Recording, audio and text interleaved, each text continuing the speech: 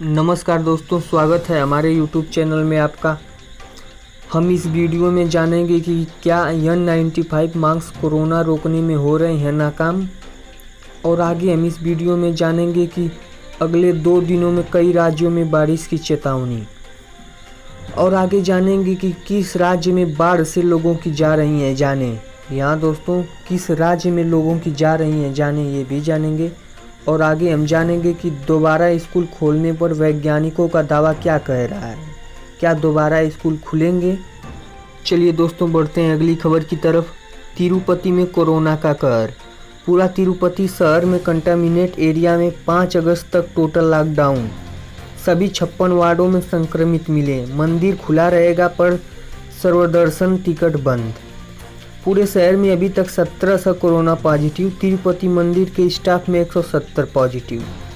आंध्र प्रदेश के तिरुपति शहर में 5 अगस्त तक टोटल लॉकडाउन लगा दिया गया है। शहर में बढ़ते कोरोना को कहर को देखते हुए यह फैसला लिया गया है। हालांकि इस दौरान तिरुपति बालाजी समेत सारे मंदिर खुले रहेंगे। इनके वाहनों की आवाजाही भी रहेगी। शहर में लॉकडाउन को देखते हुए तिरुपति ट्रस्ट ने भी अपनी ऑफलाइन सर्वदर्शन टिकट व्यवस्था को फिलहाल बंद कर दी है। अब मंदिर में दर्शन के लिए सिर्फ ऑनलाइन टाइम ही इंस्टॉल मिल सकती है। लगभग पूरी तिरुपति शहर में कंटेनमेंट जोन घोषित कर दिया गया है। चलिए दोस्तों, बढ़ते हैं अगली खबर की तरफ। N95 मास्क को लेकर केंद्र की एडवाइजरी। मास्क में लगा वाल्व, कोरोना वायरस रोकने में नाकाम। राज्य और केंद्र शासित प्रदेशों को पत्र लिखकर इस्तेमाल पर रोक लगाने को कहा। सरकार की एडवाइजरी के मुताबिक ट्रिपल लेयर मास्क का इस्तेमाल करना होगा ज़्यादा बेहतर। अगर आप भी कोरोना के संक्रमण से बचने के लिए N95 मास्क का इस्तेमाल कर रहे हैं तो सावधान हो जाइए। सरकार के स्वास्थ्य सेवा महानिदेशक डॉक्टर राजीव गर्ग ने राज्यों और केंद्र शासित प्रदेशों को पत्र लिखकर इससे इस्तेमाल पर रोक लगाने को कहा है। सरकार के मुताबिक वाल्व लगे N95 मास्क वायरस को रोकने में मदद नहीं करता। यह संक्रमण को रोकने में पूरी तरह से नाकाम है। चलिए दोस्तों, बढ़ते हैं अगली खबर की तरफ। चीन के लिए तैयारी चांग चैंबंद। उत्तरी सेक्टर में तैनात होंगे नौसेना के MiG-29 सेना को चीन बादल की निगरानी के लिए मिले Bharat drone. News agency NNI के सूत्रों के हवाले से बताया जा रहा है कि लाइन ऑफ एक्चुअल कंट्रोल के पास MiG-29 को ऑपरेशन किया जाएगा। गलवान में चीन के साथ हुए टकराव के बाद सेनाओं का फोकस लगातार उत्तरी सेक्टर में निगरानी और ताकत बढ़ाने पर है। नौसेना के P-8I सर्वेलेंस प्लेन लगातार लद्दाख के सेक्टर में निगरानी के लिए उड़ान भर रहे हैं। अब नेवी के MiG-29 फाइटर जेट भी उत्तरी सेक्टर में जल्द तैनात होंगे। यह तैनाती प्रधानमंत्री नरेंद्र मोदी के तीनों सेनाओं के संबंध बढ़ाने और निर्देश और chief of defence staff general Bipin Rawat के निर्देशों के बाद किया जा रहा है। चलिए दोस्तों, बढ़ते हैं अगली खबर की तरफ। अगले 2 दिन में दिल्ली समेत कई राज्यों में बारिश की चेतावनी। मौसम विभाग ने सोमवार को कहा कि राष्ट्रीय राजधानी में कुछ स्थान पर अगले 2 दिनों में भारी बारिश होगी। इसमें कहा गया है कि दिल्ली के शेष इलाकों में तथा इर्द गिर्द के क्षेत्रों में मध्यम बारिश का अनुमान है।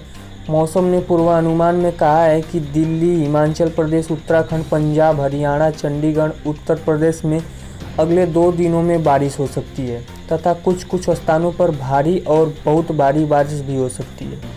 मौसम वैज्ञानिकों ने कहा है कि उत्तर पश्चिमी भारत पर अगले 2-3 दिन में बंगाल की खाड़ी से आने वाली अर्ध पूर्वी हवाओं को अरब महासागर से आने वाली दक्षिण पश्चिमी हवाओं का मेल होता है। इस बीच यहाँ मानसून भी आया हुआ है।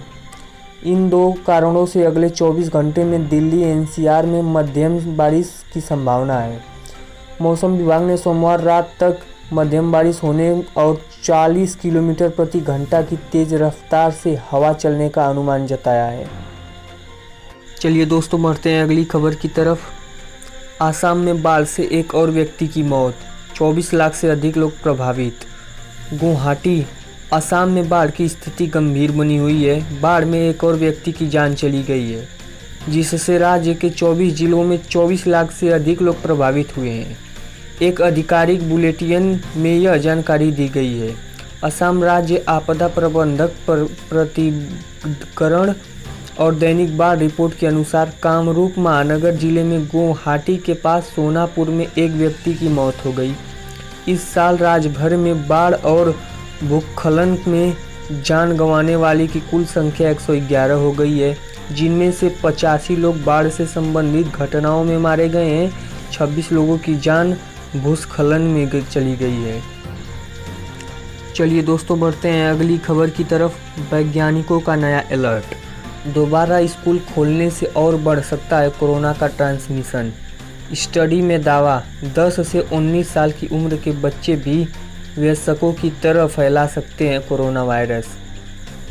वयस्कों की तुलना में 10 साल से कम के उम्र के बच्चे में वायरस फैलने की संभावना कम है, लेकिन जोखिम कम नहीं है। एक्सपर्ट्स के मुताबिक स्कूलों को डिस्टेंसिंग मास्क के अलावा बच्चों को स्टाफ की टेस्टिंग के बारे में भी तैयार करनी होगी। कोरोना वायरस महामारी के बीच दुनिया के कई हिस्सों में स्कूल खुल गए हैं। ऐसे में एक्सपर्ट इस बात को लेकर चिंतित हैं कि बच्चों की स्कूल में वापसी से संक्रमण तेजी से बढ़ सकता है।